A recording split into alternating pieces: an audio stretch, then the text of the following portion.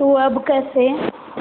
आज मैं आपके साथ महादेवी वर्मा कृत गिल्लू संस्मरण का सार लेकर के आई हूँ। गिल्लू महादेवी वर्मा विरचित एक करुणासिक्त संस्मरण है। इस संस्मरण में उन्होंने जीव जगत परिवार में से यानी अपने जीव जगत परिवार में से गिल्लू गिलहरी के अपने परिवार के आगमन तथा उसकी समाधि की संस्मरणात्मक कहानी है। इसका सार इस प्रकार से है। लेखिका वो अपने बगीचे में लगी सोनजूही की सोनजूही की बेल है, उसके ऊपर एक पीली पत्ती आई और उसको देख करके उसे गिल्लू गिलहरी की याद आई। एक दिन सुबह जब लेखिका ने देखा कि इसके घर में गमले के दोनों कौवे जो है वो चोट मार रहे हैं। गमले के बीच में एक नन्ही गिलहरी फंसी हुई है, चोट से जो है वो घायल हो रही है और ये जीव मरणासन था और इसकी हालत इतनी गंभीर थी कि वो गमले से चिपका हुआ था।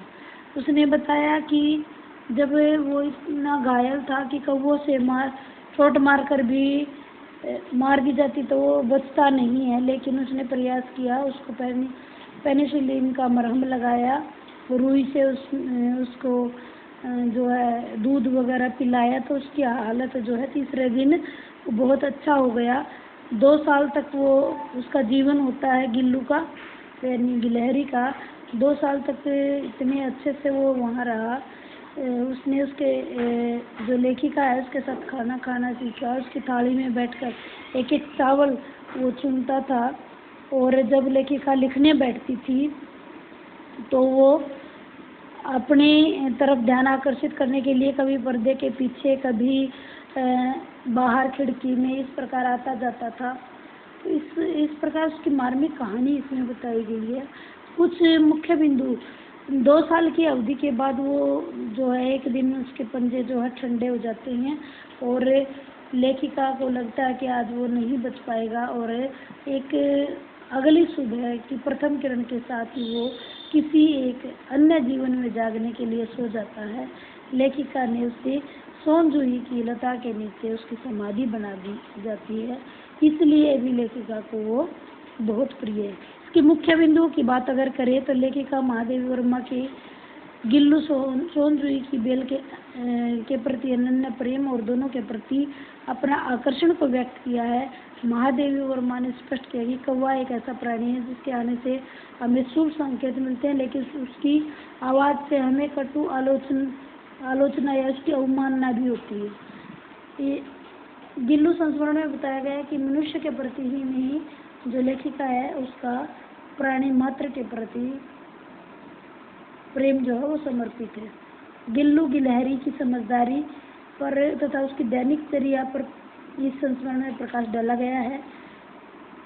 जो भोजन संबंधित उसकी आदतें थी, गिल्लू की को जो बहुत ही ज़्यादा काजू पसंद थे। गिल्लू के मरने से पूर्व उसकी पीड़ा का जो है मार्मिक चित्रण इसमें किया गया है। उसकी अंतिम क्रिया का वर्णन तथा सोनजूही की बेल के नीचे उसकी समाधि बनाना ये अद्भुत और अपूर्व वर्णन है। इसकी भाषा शैली की अगर बात करें तो शुद्ध साहित्यिक भाषा है। भावानुकूल, पात्रानुकूल और धारा प्रवाह भाषा का प्रयोग है। तत्सम और तद्भव शब्दों का प्रयोग है। वाक्य विन्यास कहीं कहीं जटिल हो गया लेकिन सहज और रोचक है। प्रसाद और माधुर्य गुण है। दृश्य बिंब है। संस्मरणात्मक जो भावात्मक संस्मरण है। ये अभिधा शब्द शक्ति का प्रयोग है। प्राणी मात्र के इसका वर्ण विषय की बात करें तो प्राणी मात्र के प्रेम के बारे में बताया गया है। वर्णात्मक शैली है। शब्द भंडार व्यापक है। इस प्रकार हम कह सकते हैं कि गिल्लू जो है बहुत ही अद्भुत अपूर्व संस्मरण है। ज़्यादा जानकारी के लिए बने रहिए आप किसी के साथ। आपका बहुत बहुत